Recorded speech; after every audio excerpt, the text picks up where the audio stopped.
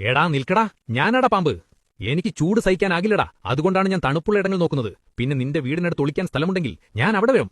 എന്റെ കയ്യിൽ നിന്ന് കടിമേടിച്ചിട്ട് കിടന്ന് മോങ്ങാതെ സിമ്പിളായിട്ട് ചില കാര്യങ്ങൾ ചെയ്താൽ ഞാൻ വരില്ല. വീടിന് ചുറ്റും ഉണങ്ങിയ ഇലകളും ചവറുകളും പഴയ സാധനങ്ങളും കൂട്ടിവെക്കലേ, അതൊക്കെ എനിക്ക് ഒളിക്കാൻ പറ്റിയ സൂപ്പർ സ്ഥലമാണ്. ചുറ്റുപാട് വൃത്തിയാക്കിയാൽ ഞാൻ ആ ഏരിയയിൽ തന്നെ വരില്ല.